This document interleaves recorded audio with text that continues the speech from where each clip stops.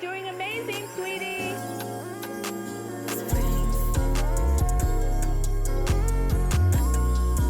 Bonjour à tous les petits potes et bienvenue dans ce nouvel épisode de podcast. J'espère que vous êtes en forme, que tout se passe bien dans votre vie. Et si actuellement, par exemple, vous n'avez pas le nez bouché, profitez-en pour prendre un grand coup de respiration. Et pour toutes les fois où quand vous avez le nez bouché et que vous dites « Putain, j'ai pas assez profité quand j'avais le nez pas pris et voilà, là, j'aurais dû profiter de plus respirer. » Bah voilà, c'est le moment de respirer à fond. Nouvel épisode très particulier puisqu'il s'appelle « Je ne veux pas d'enfant ». Je ne voulais pas d'enfant. Je ne sais même pas comment j'ai intitulé cet épisode, mais c'est un épisode qui me tenait à cœur et que, même avant de vous annoncer ma grossesse sur les réseaux, j'avais déjà en tête de vous parler de ça et de me confier un peu à vous. Et ça va être un épisode solo, un épisode confidence. Confidence, vraiment. Non mais ouais, on va être un petit peu entre vous et moi et je voulais vous parler un peu de mon rapport à la maternité. Peut-être qu'il y a des personnes qui vont s'identifier à mon témoignage, peut-être pas du tout. Enfin, dans tous les cas, le but c'est un petit peu de vous parler de mon rapport à la maternité qui est assez particulier puisque vous allez comprendre tout au long de cet épisode. Jusqu'à quelques temps avant de tomber enceinte, putain, il y a mon accent qui revient, enceinte, et je ne voulais pas avoir d'enfant, mais de manière assez catégorique. Je veux aussi apporter un petit trigger warning avant de rentrer dans le vif du sujet, mais déjà on va parler effectivement de maternité, aussi de non-volonté de maternité, de grossesse. Voilà, si c'est des sujets qui toutefois vous mettent mal à l'aise ou quoi que ce soit, voilà, sachez que ce sont des sujets que l'on va aborder dans cet épisode. Et deuxième trigger warning, cet épisode est en aucun cas une manière de dire aux femmes et à toutes les personnes qui m'écoutent que en fait on peut ne pas vouloir d'enfants et changer d'avis et que les femmes sont en fait de petites choses qui ne savent pas ce qu'elles veulent et qui manquent de maturité, et que quand les femmes disent ne pas vouloir d'enfants, en fait c'est juste qu'elles n'ont pas assez mûri l'idée. Non, c'est pas du tout le message que je veux porter, de toute façon vous allez le comprendre, mais je vais mon cas reste mon témoignage et n'est pas universel, mais il est assez particulier. Et encore une fois, peut-être qu'il y a des personnes qui se reconnaîtront dans mon discours. Dans mon discours, excuse-moi, Manuel Macron, là. Pas du tout, mais bon, bref, je vais me confier à vous. J'ai fait un petit conducteur pour un peu essayer de m'y retrouver, mais ça va être vraiment une discussion à cœur ouvert. Pour vous planter un petit peu le décor, déjà, pour commencer, j'ai pendant très longtemps de ma vie, j'ai pensé de manière très ferme que je ne voulais pas d'enfant. Et j'ai un vrai rejet de la maternité, un vrai rejet, c'est-à-dire c'est même pas « Oh, non, moi les enfants, je pense pas ». Non, c'est vraiment, je rejetais l'idée et vraiment, c'est à avoir des frissons à l'idée d'être maman. Et évidemment, il y a pas mal de raisons à ça. Je pense qu'il y a un contexte un peu qui s'installe autour de ça. Déjà, évidemment, le climat familial. Alors, ça va, hein, j'ai eu une enfance, j'allais dire, assez classique en soi, pas RAS. Enfin, s'il y a des choses à signaler, mais je veux dire, je vais peut-être pas tout signaler, en tout cas, dans ce podcast, mais en tout cas, un climat familial qui parfois, effectivement, a une atmosphère un peu tendue, des conflits, et puis cette impression aussi parfois de grandir vite, en fait, de devoir grandir vite. Pour vous donner un peu une idée, déjà, je suis fille unique, c'est-à-dire que je suis effectivement le seul enfant de mes parents, et j'ai toujours grandi effectivement en étant fille unique, et ce qui est un privilège en soi, sur plein d'aspects. Mais très rapidement, l'attention était autour de moi, les exigences aussi étaient autour de moi.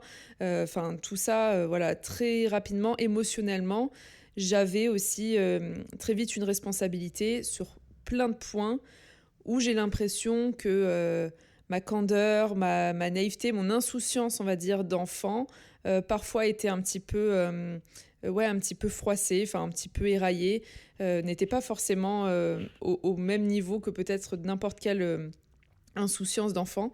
Je vous dis ça parce que je me rends compte, souvent en discutant avec mon mari, Alex, lui, il a une grande nostalgie, une grande mélancolie de l'enfance quand il en parle. D'ailleurs, c'est souvent ça qui lui fait peur enfin, justement, de quitter définitivement cette enfance.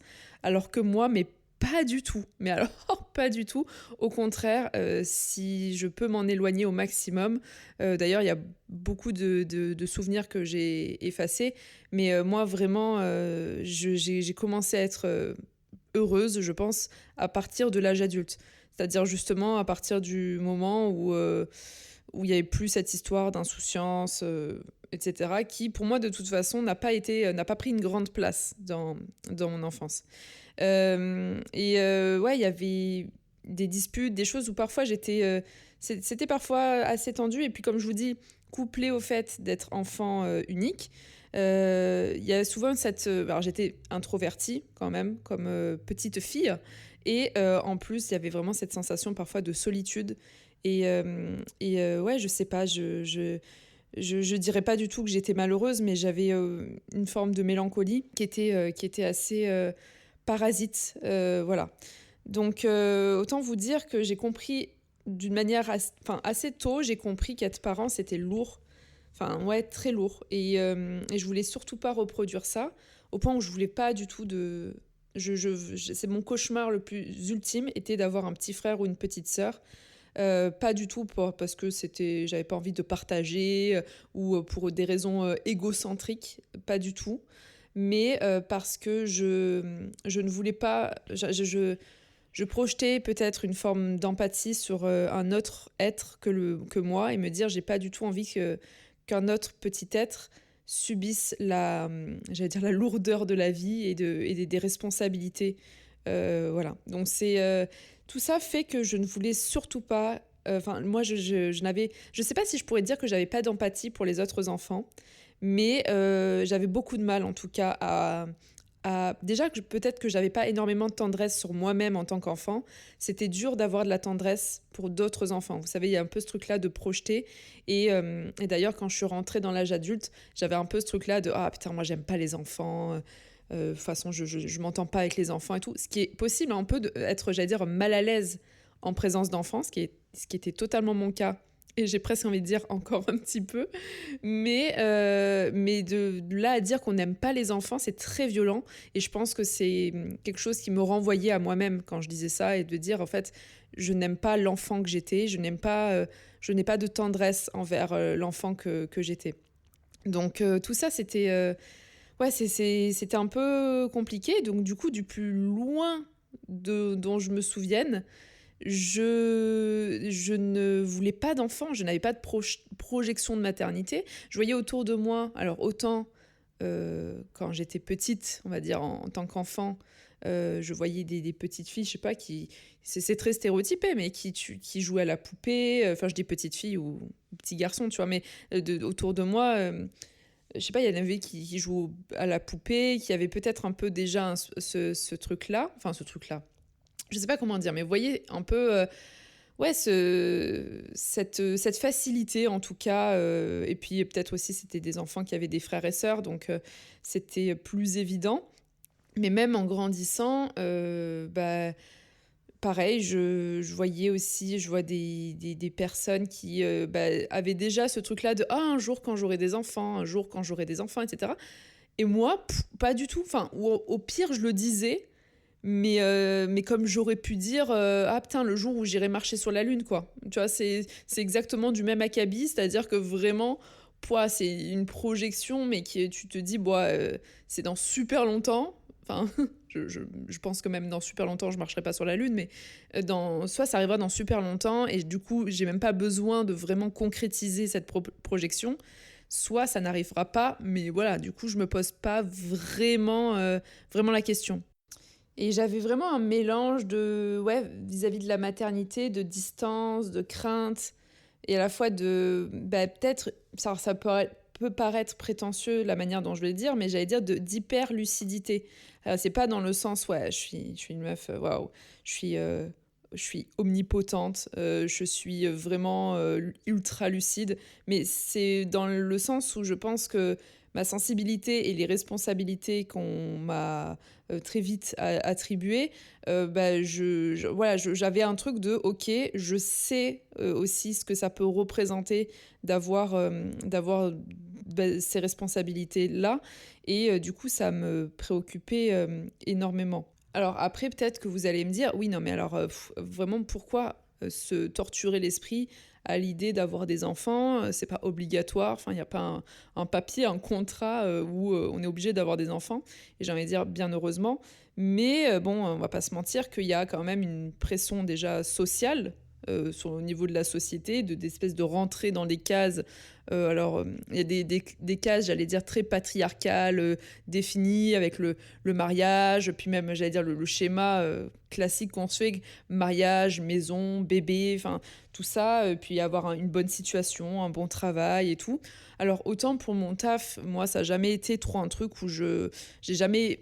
Enfin, je m'en foutais un peu d'être à contre-courant à une époque où tous mes potes, vraiment, ils avaient la pression pour être avocat, médecin et tout. Moi, bon, très rapidement, on a su qu'on ne ferait pas de moi pour, une chirurgienne. Et j'ai envie de vous dire tant mieux pour tout le monde, parce que vraiment, qui souhaite m'avoir comme chirurgienne?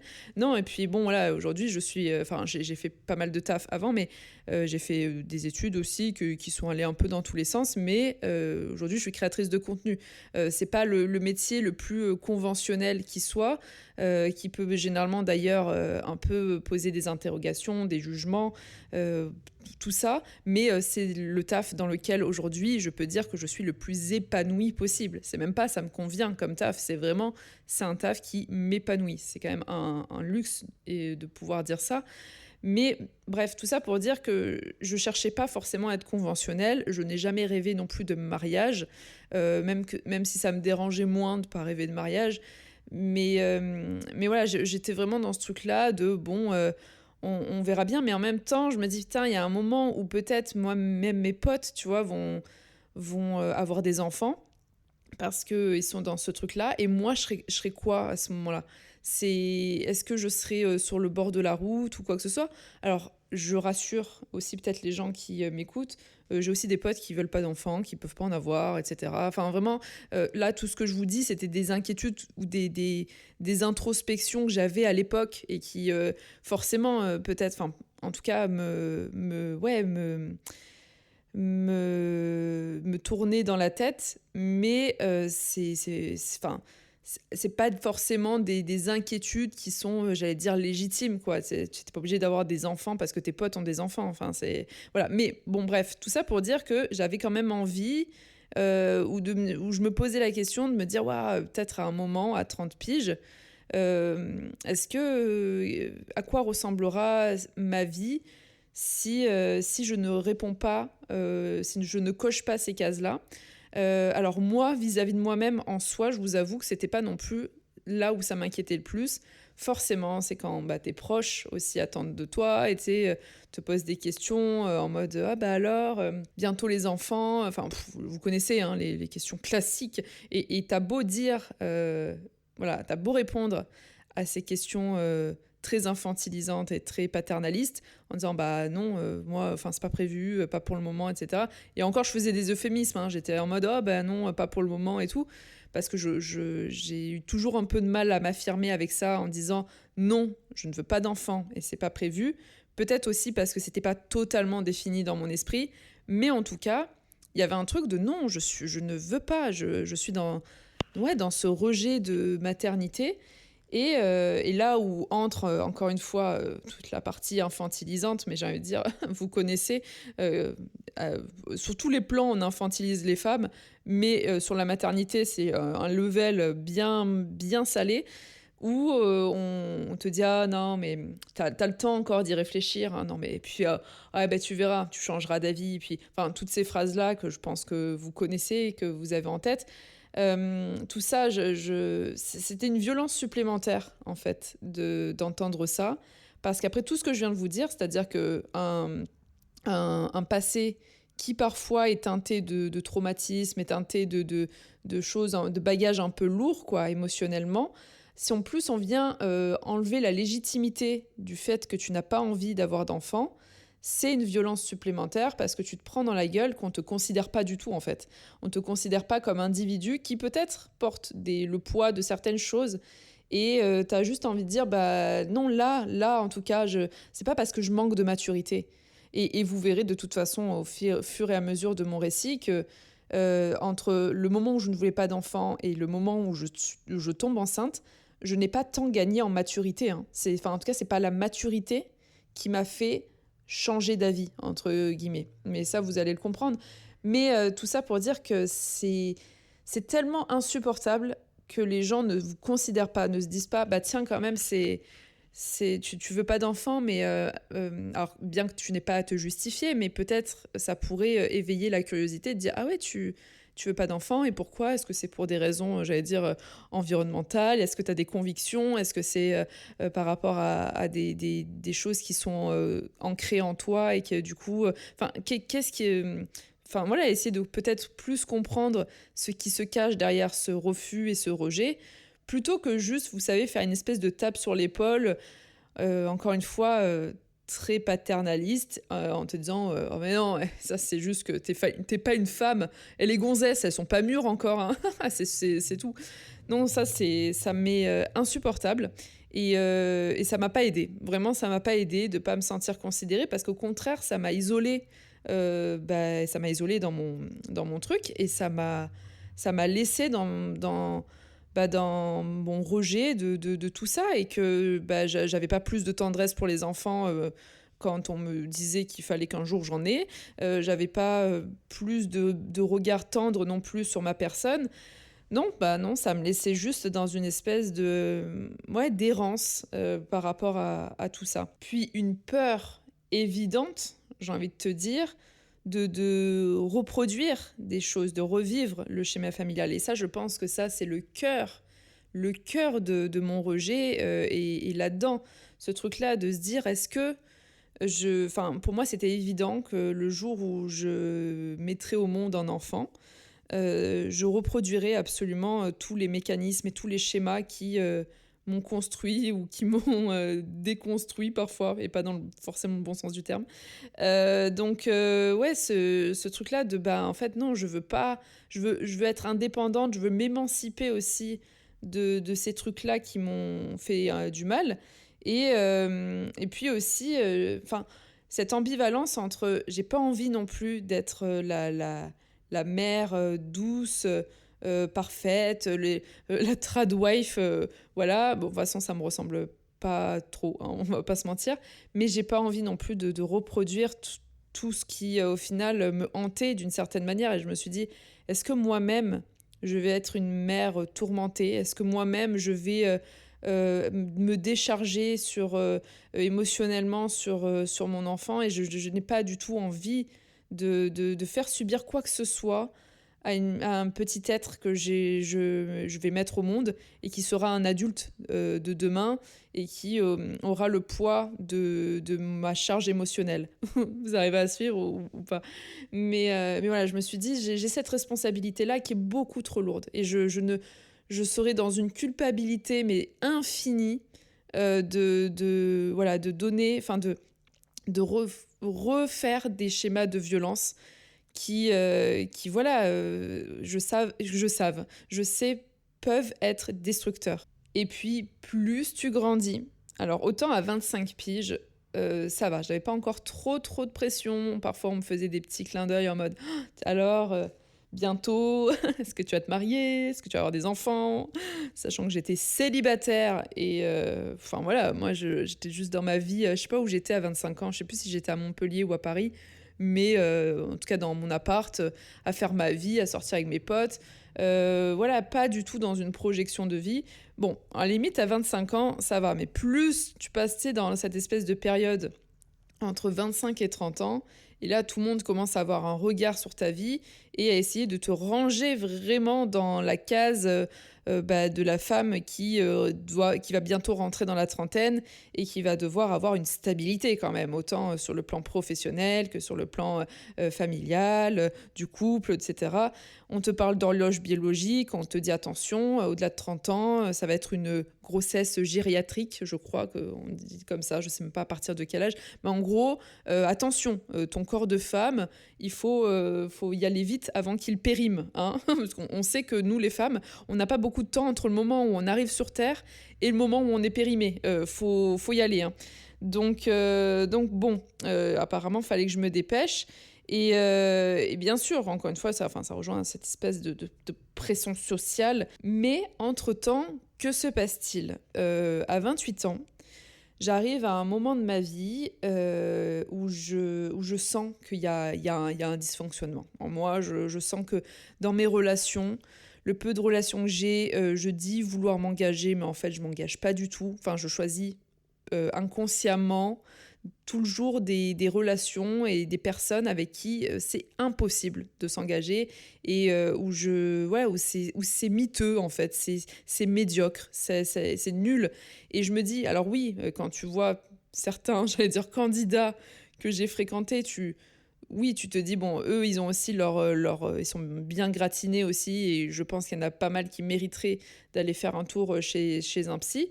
Ça, c'est sûr, mais moi, j'étais là aussi surtout pour m'analyser moi, et au bout d'un moment, essayer d'arrêter de rejeter la faute sur chaque individu que je côtoie et me dire, attends, Marie, le dénominateur commun de toutes ces personnes et de toutes les relations que tu as, alors autant, j'allais dire, sentimentales qu'amicales, que voilà, c'est le dénominateur commun, c'est toi-même en fait. C'est toi qui es un peu le lien de tout ça. Et à chaque fois, même si c'est des profils ultra différents, de gens très différents, tu tombes toujours, entre guillemets, quand je dis tomber, enfin, tu es toujours en relation avec des gens qui ne te conviennent pas.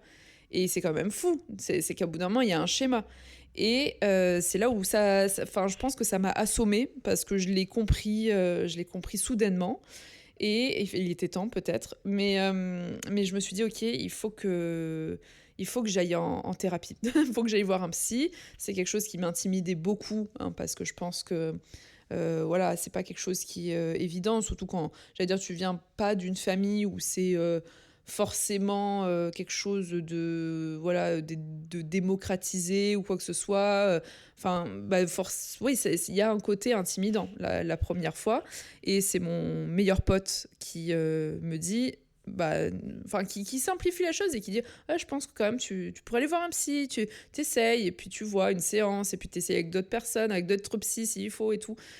Et tu vois. Et donc, je tente l'expérience, l'aventure.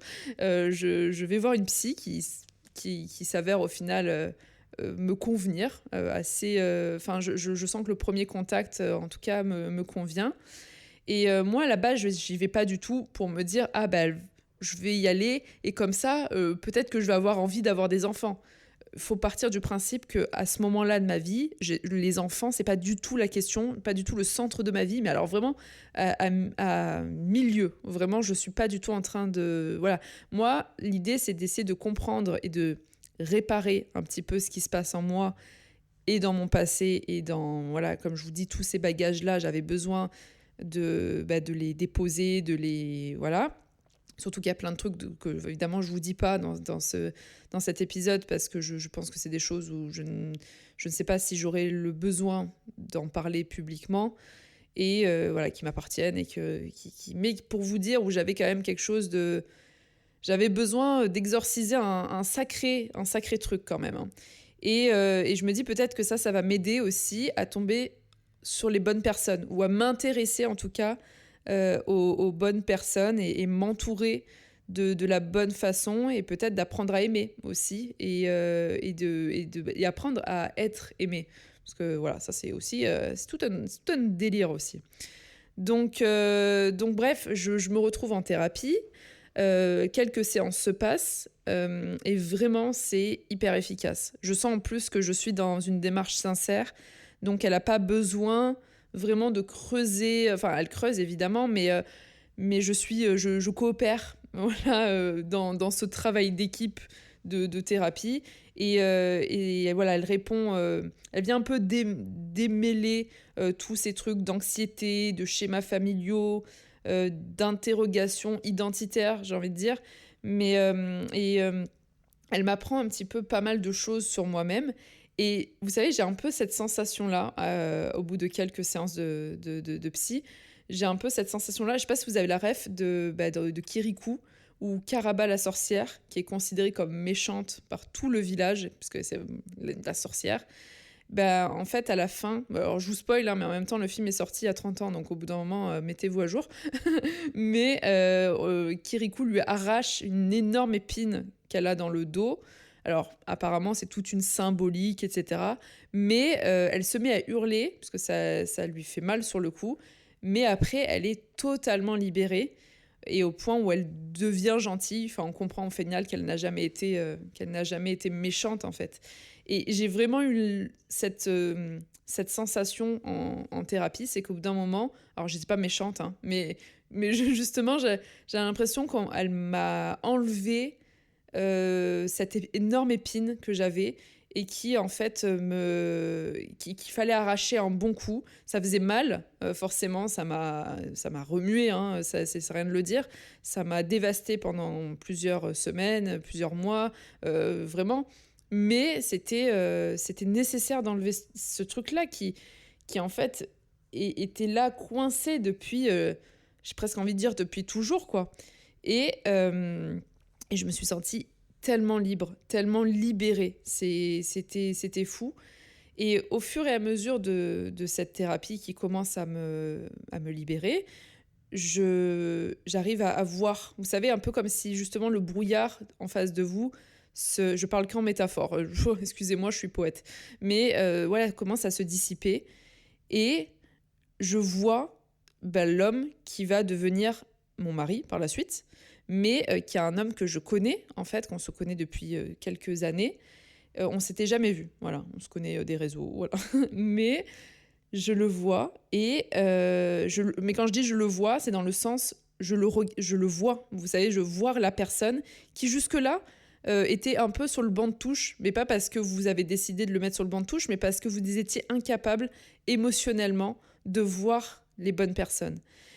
Bref, je vous passe, on va dire, tous les détails, mais on finit par se rencontrer. Et là, je découvre la plus belle relation de toute ma vie, mais de toute évidence et toute relation confondue. C'est-à-dire que je rencontre une personne qui me voit elle aussi. On se regarde et on se voit parce que il est d'un amour tellement pur. Je vais chialer. Non, mais il est d'un amour tellement pur, c'est-à-dire que pour la première fois, je vois une personne qui m'aime presque de façon inconditionnelle et qui vient réparer en moi tellement de choses. Oh, fait chier, merde. Non, mais il vient réparer en moi tellement de choses que j'avais au fond de moi, qui avaient besoin en fait d'avoir, vous savez, juste un câlin de cœur, tu vois, et d'un amour tellement pur où je sais qu'il m'aime pas, il m'aime pas parce que je fais des efforts ou parce que je fais ça pour lui ou ci ou ça. Et je vois dans son regard qu'il m'aime avec une intensité et une pureté et depuis que du coup je l'ai rencontré, que je suis... parce que depuis on s'est plus jamais quitté, depuis le jour où on s'est vu avec Alex, en fait je n'ai plus jamais souffert, je crois. Et c'est fou de dire ça parce que j'avais l'impression, encore une fois, il a fait le même effet que Karaba. Non mais je veux dire, il a fait... c'est-à-dire que j'avais toute cette pointe au cœur que j'avais et que j'avais l'impression de transporter naturellement et qui cohabitait avec moi naturellement. Quand il est rentré dans ma vie, que je me suis sentie écoutée, que je me suis sentie... Ça, évidemment, couplé à la thérapie, hein, vous avez compris. Ben, tout ça mélangé fait que je me sentais... Mais je me suis sentie tellement apaisée. Et comme si d'un coup, toutes les cicatrices peut-être commençaient un peu à guérir et en tout cas à être soignées petit à petit. Et depuis que je connais Alex, du coup, bon, notre relation a continué, voilà, depuis on s'est mariés, mais c'est d'une souplesse tellement apaisante. C'est un mec avec qui on se dispute très rarement, pour pas dire jamais, parce que on s'écoute beaucoup et alors ça peut paraître tellement niais dit comme ça et peut-être que vous allez dire bah oui Marie c'est le minimum en fait voilà mais je pense que peut-être il y a beaucoup de gens aussi qui ont pas connu ça et qui connaissent pas cette simplicité de pouvoir ne serait-ce que dialoguer sans se crier dessus, sans être dans une confrontation, sans être dans la provocation ou dans l'humiliation. Et je dis ça sans faire référence particulièrement, mais en tout cas, peut-être juste à ma propre expérience de ce que j'ai parfois vu dans certaines situations, qui m'ont tellement marqué et que je pensais impossible, en fait. Voilà. Bref, tout ça pour dire que Alex a beaucoup, beaucoup, beaucoup contribué, enfin, pour pas dire à 99%, à mon apaisement, au fait qu'aujourd'hui, je me sens mais tellement bien et j'ai pas l'impression, vous savez, de devoir essayer de lui plaire. C'est-à-dire que évidemment, j'essaye quand même d'être la meilleure version de moi-même. Oh là là, c'est tellement... on dirait du développement personnel. Non, mais voilà. Alors, je vais pas évidemment pas essayer de lui plaire en cuisinant, parce que je ne sais pas cuisiner. Non, mais je veux dire, voilà, je suis pas dans un effort permanent en me disant, ok, cette personne, à tout moment, je peux la décevoir, à tout moment, si je mets pas tous mes efforts, toute mon énergie pour essayer de la séduire, bah, elle va me glisser entre les doigts et elle va arrêter de m'aimer. Et j'ai pas du tout cette sensation-là, ce qui est quand même tellement léger. Et sur tellement d'autres plans aussi, où avec Alex, on a beaucoup, beaucoup discuté, où je lui ai beaucoup confié des choses. Enfin, forcément, avec le temps, on a eu le temps justement d'apprendre à se connaître et de se confier un peu nos histoires individuelles. Et le fait de ne pas me sentir jugée, de me sentir... comprise ou en tout cas ouais juste écouter voilà parce que parfois c'est même pas une question voilà j'ai pas besoin que personne peut trouver vraiment de solution à ce qui a été fait, j'allais dire ce qui est fait. Je cherche pas à ce qu'on vienne réparer des choses qui étaient il y a plusieurs années de ça. Non, je cherche juste peut-être à être écoutée, à être regardée sans avoir peur d'être décevante. Et bref, tout ça pour dire que j'ai l'impression en tout cas là-dessus d'avoir trouvé quoi. Et comme je vous dis, ce qui est dingo, c'est que j'ai vu Alex bah, dans le brouillard quoi. Enfin, j'avais besoin effectivement de tout ce cheminement-là, de thérapie, et de voir en fait les personnes que je ne voulais pas voir, parce que je voyais que les personnes qui n'étaient pas capables de m'apporter de l'amour et qui soit n'en avaient pas envie, soit n'en étaient pas capables. Et je voyais que ces personnes-là parce que je n'avais que l'habitude de faire des efforts pour avoir l'amour d'une manière conditionnelle. C'est-à-dire, il faut que je me donne, il faut que je fasse des efforts, il faut que je sois la meilleure et que que j'essaye de cocher des cases, etc. pour être validée et pour être aimée. Voilà, donc c'était hyper épuisant, quoi. Voilà, donc tout ça pour dire que je rencontre Alex et c'est un pivot hyper indispensable au final à la suite des choses. Et voilà, il m'apporte sécurité, l'affection, la douceur, la stabilité, l'absence de pression. Enfin, c'est incroyable et en plus, il cuisine.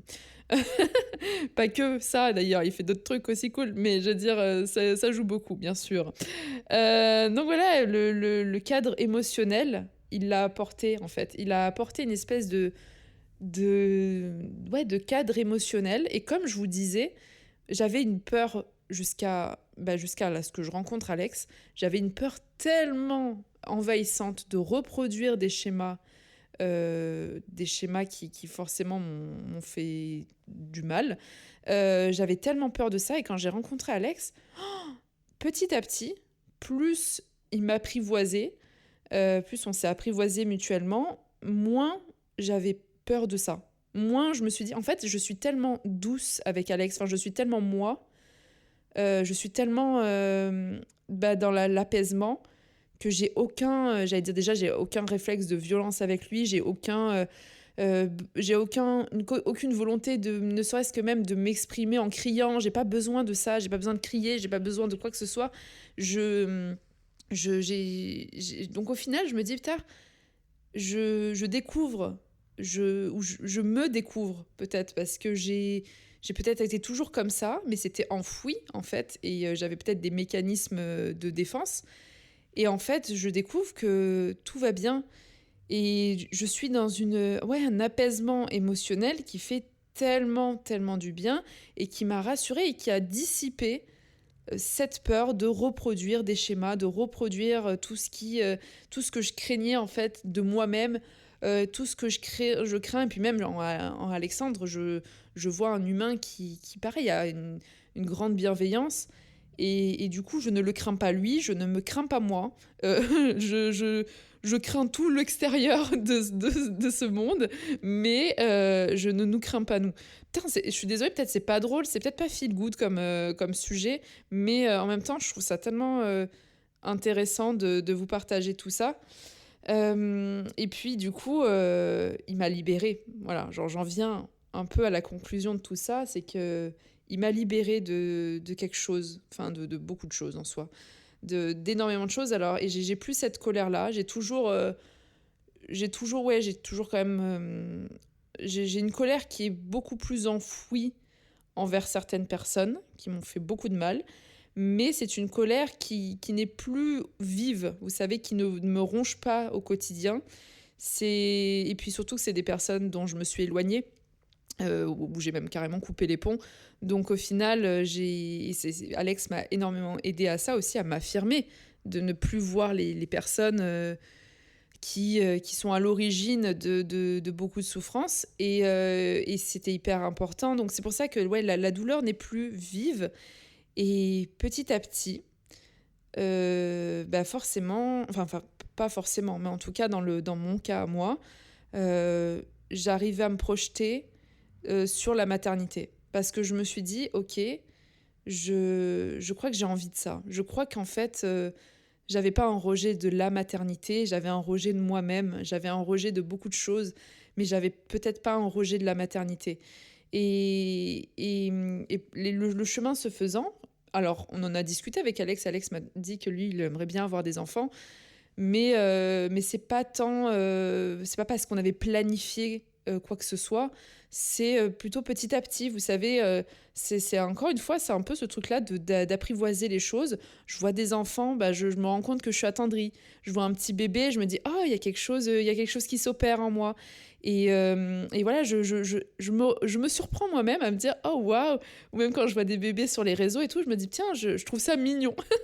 Et alors, ça peut paraître complètement con dit comme ça, parce que peut-être il y a plein de gens qui trouvent les bébés mignons de manière naturelle, mais moi, je me dis, oh, je me positionne plus en tant qu'enfant qui n'a pas été réparé et qui rejette les autres enfants et les autres bébés, mais d'un coup comme une maman qui est prête à protéger, qui est prête à couver, je sais pas si c'est le bon terme, mais voilà, à créer un cocon doux, délicat, accueillant pour un enfant. Et encore une fois, parce que je vois aussi Alex être, à mon sens, déjà le meilleur père du monde, c'est-à-dire une personne très empathique, très soucieuse et parfois même anxieuse, parce que si vous avez suivi d'ailleurs l'épisode où on discute un peu tous les deux, Alex est très anxieux, mais parce qu'il est très très très sensible. Et ça, c'est tellement une qualité, parce qu'on a la même sensibilité, enfin du moins une sensibilité qui se ressemble beaucoup tous les deux, où on va être très touché, très empathique, et que voilà, c'est des choses qui vont vraiment nous toucher tous les deux. Et tout ça, c'est hyper rassurant. Donc, j'arrivais de plus en plus à me projeter et à me dire, oh, est-ce que peut-être que... Et c'est marrant parce que surtout les semaines avant d'apprendre ma grossesse, alors que j'étais déjà enceinte, j'avais, voilà, alors peut-être c'est un truc hormonal, j'en sais rien, mais voilà, effectivement, j'étais mais d'autant plus attentive au moindre bébé, chaque chose, je trouvais ça trop mignon. Enfin bref, tout ça s'est enchaîné et j'ai appris que j'étais enceinte. Et ça va être la dernière partie, parce que comment on apprend qu'on est enceinte, comment on intègre le fait qu'on est enceinte, alors qu'on a passé les trois quarts, enfin oui, la majorité de sa vie à ne pas vouloir d'enfant et à rejeter la maternité. Alors évidemment, j'ai beaucoup paniqué, mais alors étonnamment, je pensais que quand j'allais tomber enceinte, ça allait s'intensifier la peur justement du retour des schémas. Et en fait, pas tant. Moi, parfois j'ai peur. Parfois je me dis, oh, j'ai peur qu'avec la fatigue, un jour, je sois la pire mère du monde et je sois violente, etc. Alors peut-être c'est assez inhérent à beaucoup de mamans, beaucoup de futures mamans, ce genre de pensée. Voilà, parce que aussi, hein, c'est peut-être ce truc un peu instinctif, protecteur de se dire: «Oh, j'ai peur de faire du mal à mon petit être». Mais ouais, j'avais peur que les schémas, les traumas, ressurgissent d'un coup pendant la grossesse et bah, non, enfin franchement, encore une fois parce que Alex aussi est très doux, très prévenant et on n'a pas changé réellement notre mode de vie, on n'a pas paniqué, on n'a pas eu beaucoup de choses. Alors, j'expliciterai peut-être dans un autre épisode, mais ce bébé n'était pas prévu en soi. Il était voulu, c'est-à-dire que je ne prenais pas de contraception, on ne prenait pas de contraception, ni lui ni moi. Donc, on était dans ce truc-là où on savait aussi qu'on avait un contexte familial, matériel, etc., qui était prêt à accueillir un enfant. Mais on s'est pas dit, ah bah là, ça y est, on enclenche le projet bébé, c'est maintenant, etc. Non, on s'était pas du tout dit ça. Mais cet enfant était voulu totalement. Et c'est pour ça qu'on est extrêmement enchanté et qu'on n'a pas eu une panique. On a eu une panique de surprise, parce que ça restait une surprise. Mais pas une panique de oh mon Dieu, mais qu'est-ce qu'on va devenir, quoi. Pas du tout. Bref, et voilà, c'est pour ça que, étonnamment, j'accueille avec énormément de sérénité, et énormément de douceur, énormément ouais, d'apaisement. Et je ne le dois pas du tout au fait que j'ai mûri ou que les gens m'ont bousculé ou quoi que ce soit. Ça, mais pitié. Oh, si on pouvait respecter les femmes, un minimum. Je sais que c'est pas monnaie courante dans notre société que de respecter les femmes, mais si on pouvait un minimum respecter quand elles nous disent de ne pas vouloir d'enfants et peu importe la raison, on s'en fout, tu vois, genre, si on pouvait respecter ça, tu vois, ça serait formidable, ça nous aiderait beaucoup, et moi je pense que ça m'aurait aidé aussi, qu'on respecte ce choix-là, qui était un vrai choix au moment où je le prononçais, voilà, je le pensais à 100%. Les choses ont évolué, voilà, les choses ont changé, mais je le dois peut-être à ma thérapie, au travail que j'ai fait moi-même avec moi-même, je le dois à mon mari, à Alexandre, mais je le dois pas du tout aux gens qui, au contraire, ont appuyé là où ça fait mal. Voilà, donc respectons les femmes qui ne veulent pas d'enfants, respectons les femmes qui veulent des enfants, respectons les femmes de manière générale. Oh là là, c'est peut-être tellement bateau dit comme ça, j'en ai conscience, mais ça, c'est tellement important. Je sais pas comment mieux le dire que comme ça parce que on en a besoin. Bref, voilà. J'espère avoir été assez complète sur ce que je dis. N'hésitez pas au cas où à réagir j'allais dire sur les réseaux sociaux. Si vous écoutez ce podcast sur YouTube, n'hésitez pas à commenter. Si vous l'écoutez ailleurs, n'hésitez pas aussi à m'écrire un message, par exemple sur Instagram ou quoi que ce soit. Ça sera avec plaisir que je vous lirai. Voilà, changer d'avis, ça peut être normal. Voilà, ne pas changer d'avis, c'est aussi normal. Et désirer un enfant après avoir refusé toute sa vie, c'est normal.